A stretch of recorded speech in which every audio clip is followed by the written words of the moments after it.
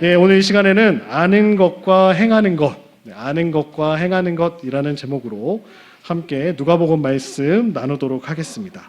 오늘 본문을 제가 두 번 30절과 34절을 읽고 53절과 56절을 읽어드렸는데요. 누가복음 6장에는 기적이 참 많이 나오고 있습니다. 특별히 앞에서 30절부터 나온 이야기는 5천 명을 먹이셨던 오늘 오전에 목사님께서 말씀하셨던 오병이어 기적에 대한 이야기고요. 또 53절부터 56절 말씀은 병자들을 한 명이 아니라 여러 병자들을 고치신 사건을 소개하고 있습니다. 그래서 이 두 가지 본문을 통해서 당시 많은 사람들이 보여주었던 예수님에 대한 반응을 좀 살펴보고 이들의 반응과 또 예수님의 기적을 행하심의 관계를 또 살펴보면서 본문에서 우리에게 말씀하시는 것이 무엇인지, 오늘을 살아가는 저희들이 본문을 통해 배워야 할 것이 무엇인지 함께 오늘 오후에 나누고자 합니다.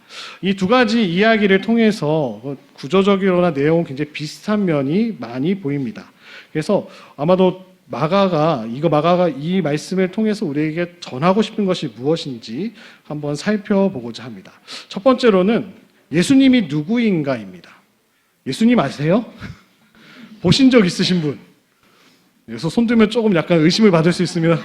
보신 적, 마음속으로 늘 만나고 싶고 뵙고 싶고, 그 예수님이 누군지 오늘 물어보고 있는 것이죠. 두 사건에서 모두 예수님은 기적과 은혜를 베풀어 주시는 분으로 나오십니다. 예수님을 찾아 헤매는 군중을 불쌍히 여기시는, 마치 길을 잃고 헤매는 양을 바라보는 목자와 같이 하나님의 사랑으로 가득 차신 분이 바로 우리 예수님이십니다. 그런 예수님만 그를 찾는 군중의 소원을 만족시켜 주실 수 있고 결정적으로 그들에게 기적을 베푸실 수 있는 분이 바로 예수님이십니다. 두 번째로는 군중의 행동들입니다. 군중이 먼저 예수를 알아보는 식견을 갖고 있었습니다. 저 사람은 예수님이다. 목사님이 누군지 아세요? 그렇죠. 어떻게 할까요? 초등부에서 만났던 친구들이기 때문입니다. 저를 만나지 못했다면 저분은 그냥 목사님이다라는데, 아이들이 제 이름을 아는 건 초등부에서 잠깐 만났던 경험이 있었다라는 것이죠. 오늘 군중들도 예수님이 누군지 알아봤습니다. 그래서 예수님이 어디 계시든 그 거리가 얼마나 멀던지 개의치 않고 예수님을 향해 달려가고 있습니다. 53절부터 56절 말씀에 보시면 55절에 온 지방을 달려 돌아다니며, 옛날에는 자동차도 없고 아무런 탈 것도 없는데 그냥 뛰어다녔다는 이야기입니다. 막 뛰어다니면서 소문에 소문을 듣고 여기 예수님이 떴대, 막 달려가는 거죠. 마치 아이돌을 보는 것처럼 모든 사람들이 예수님이 떴다 하시면 어디 계시든지 병든 자를 들쳐매고 달려가기 시작하는 거죠. 그랬던 모습들입니다. 그래서 어디든 개의치 않고 예수님께 달려갔습니다. 예수님을 향해 나아가는 길에서 만나는 장애물이나 그들이 가진 어려움은 전혀 그들에게 문제가 되지 않았습니다. 무조건 달려갔던 그들의 모습을 살펴볼 수 있습니다. 이러한 군중들의 그 예수님을 알아봄과 또 그들의 행동이 나타나죠. 달려가는 모습을 통해서 기적과 은혜를 행하실 수 있도록 예수님께 계속해서 동기를 부여해 드리는 것이죠. 그래서 예수님의 은혜와 놀라운 기적은 오직 예수님만 하실 수 있지만, 그것을 위해 우리가 해야 할 일이 있다면 바로 예수님이 누구인지를 알아보고 예수님께 달려가야 되는 줄로 믿습니다. 아무한테나 달려가시면 안 됩니다. 예수님께 달려가야 됩니다. 예수님을 알아보는 능력, 그것이 오늘 제목과 같이 아는 것과 행하는 것이 함께 이루어질 때 우리 앞에 무엇이 일어날까요? 기적이 일어날 줄로 믿습니다. 그런 예수님을 경험할 때 우리 삶 가운데 놀라운 기적이 일어날 줄로 믿습니다. 복음서에는 마태복음, 마가복음, 누가복음, 요한복음에는 어떤 일들이 기록되어 있을까요? 예수님의 모든 기적 같은 일들이 많이 기록되어져 있습니다. 특별히 예수님은 사람들을 불쌍히 여기시고 이적을 베푸고 자신의 권능을 행하셨습니다. 귀신을 내쫓기도 하시고요. 귀신 들린 사람을 불쌍히 여기셨기 때문에 고쳐주셨고요. 병든 자를 고치신 것도 병든 사람을 불쌍히 여기셨기 때문에 고쳐주셨습니다. 심지어 죽은 사람들도 살리시죠. 죽은 사람들을 살린 것도 그의 가족들을 불쌍히 여기셨기 때문에 나사로도 살리는 역사가 일어나게 됩니다. 우리 예수님은 긍휼이 풍성하신 하나님의 모습을 직접 보여주고 계십니다. 예수님은 긍휼이 풍성하시기에 언제나 우리를 불쌍히 여기시고 우리를 고쳐주실 줄로 믿습니다. 오늘 본문에서 예수님께서 행하신 두 가지 기적을 말씀드렸죠. 5천 명을 먹이셨던 기적과 병자들을 고치셨던 기적이 나타나고 있습니다. 그래서 우리가 믿는 예수님이 누구이신지를 우리는 본문을 통해서 간접적으로나마 알 수 있습니다. 이 두 사건에서 통해서 예수님께서 기적을 일으키시고 은혜를 베푸시는 분임을 알 수 있습니다. 그를 찾아 헤매는 군중을 긍휼히 여겨주시고 길 잃고 헤매는 양들을 바라보는 목자와 같이 사랑과 은혜가 충만하신 예수님이 바로 우리 주님이신 줄로 믿습니다. 예수님은 특별히 군중이 요구하는 걸 들어주실 수도 있고 기적을 베풀어 주실 수도 있는 분이심을 말씀하고 계십니다. 긍휼히 여기시는 주님이 나오시는데요. 긍휼이라는 것은 불쌍히 여기는 마음입니다. 불쌍히 여기는 마음. 영어 단어로는 compassion이라고 해서 come이란 함께와 고난의 패션이라는 뜻이 합쳐져서 긍휼의 본래의 뜻은 함께 고통받는다라는 뜻입니다. 긍휼히 여긴다라는 말은 고통하는 곳에 깊이 들어가서 그 사람과 함께 고통을 당한다라는 뜻입니다. 그의 고통 안으로 들어가는 것을 컴패션, 함께 긍휼히 여기신다라는 말씀이죠. 예수님의 사역의 중심에 무엇이 있었다고 계속 제가 말씀드리나요? 긍휼이 있었습니다. 하나님의 성품 한가운데서도 긍휼이 있습니다. 하나님은 세상 한가운데 누구를 보내셨을까요?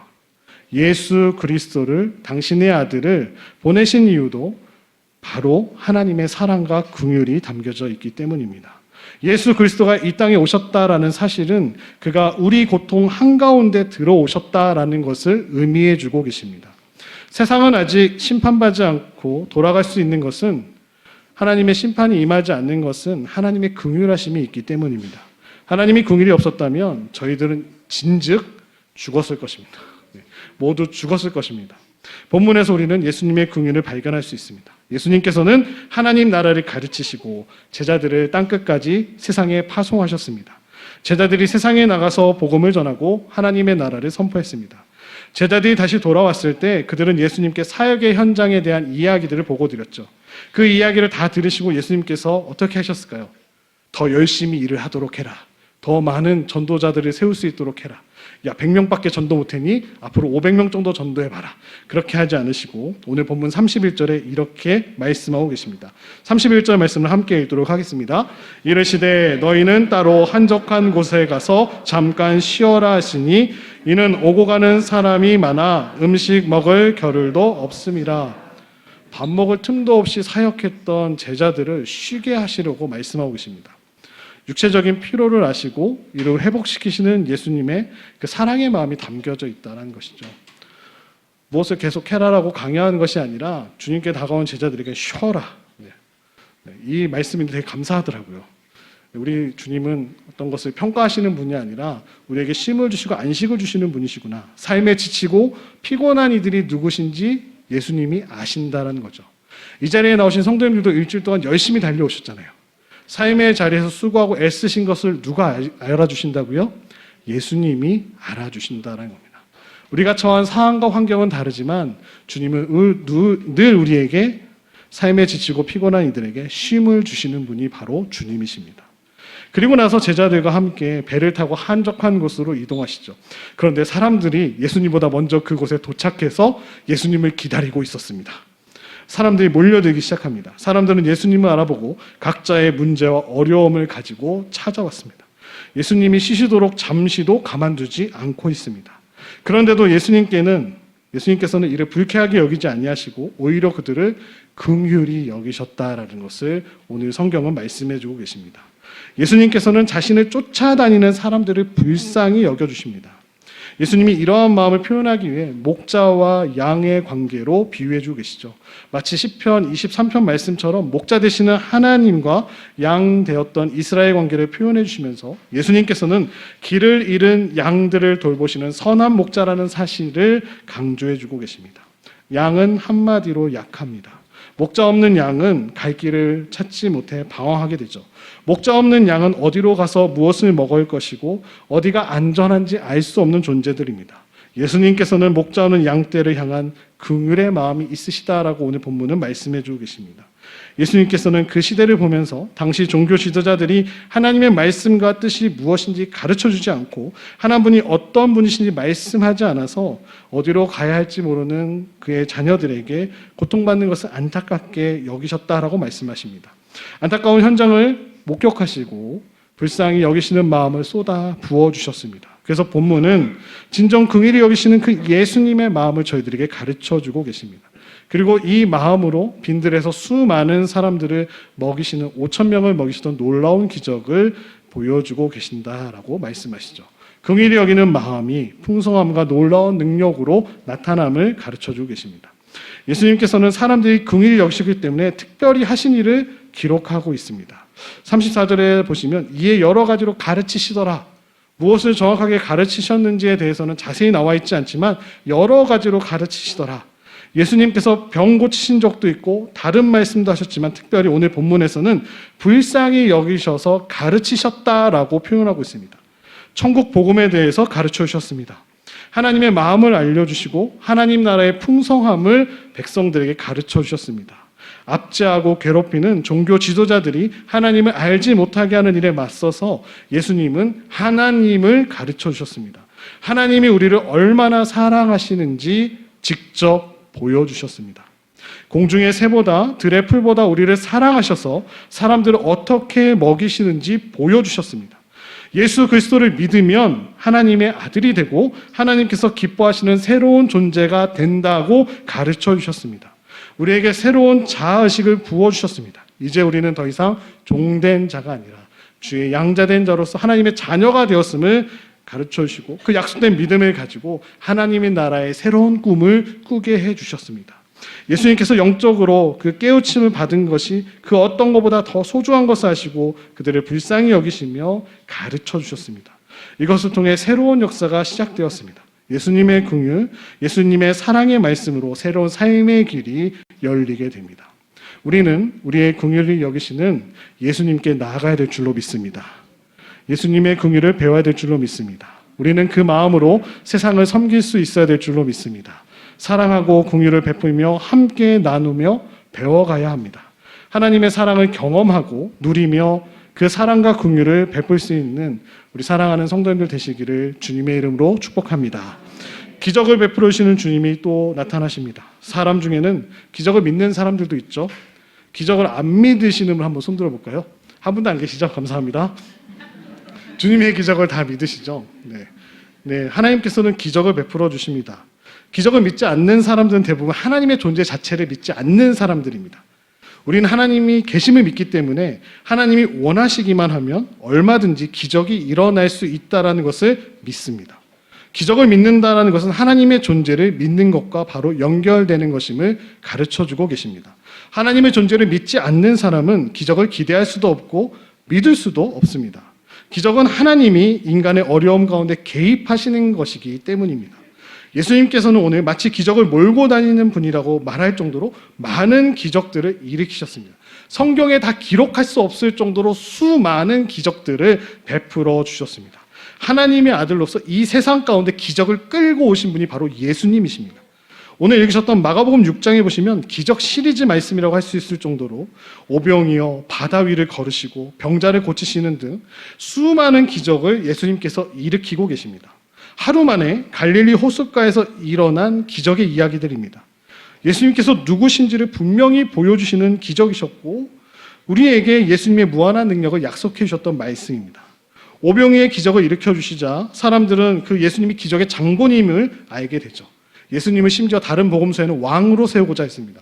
배고픔의 문제를 해결해 주시는 분이니 이분이 우리 왕이 되면 우리는 평생 배고플 일은 없겠구나.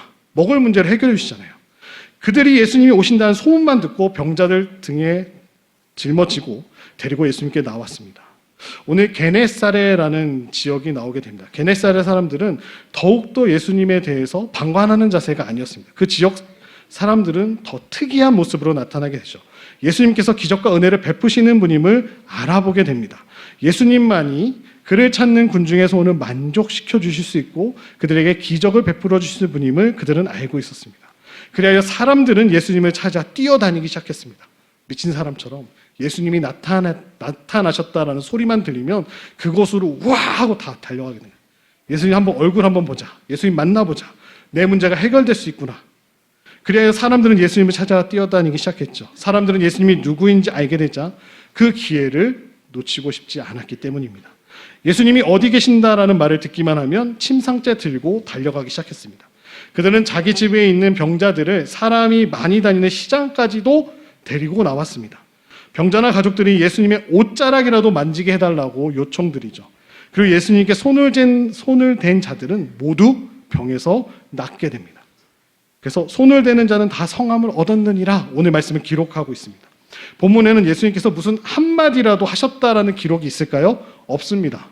예수님은 한마디도 안 하셨습니다. 그저 누구든 예수님의 옷가에 손을 대기만 하면 병이 다 나았다라고 전하고 있습니다. 이것은 하나님의 아들로서 예수님의 무한하신 권능을 보여주시는 사건이죠. 예수님이 이 세상의 주권자이심을 드러내주시는 기적이었습니다.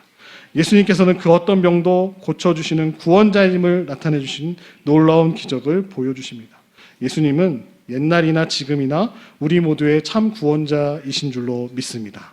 이 게네사렛 땅은 비옥한 동네였습니다. 그러니까 뭘 심든지 잘 자라는 땅이었는데요. 사람들이 그 땅에서 부유하게 살았다고 합니다. 그런데 그곳에 많은 병자가 있었다라고 고백하죠. 땅의 비옥함과 사람의 부유함도 아픈 사람의 문제는 해결하지 못했음을 보여주고 계십니다. 이 문제 해결을 누가 하셨을까? 예수님이 오심으로 비로소 모든 문제들이 해결받게 됨을 보여주십니다. 게네사렛 사람들은 예수님을 기대했을 뿐만 아니라 최선을 다해 가까이 가고 믿음으로 손을 내밀어 나음을 얻게 됩니다.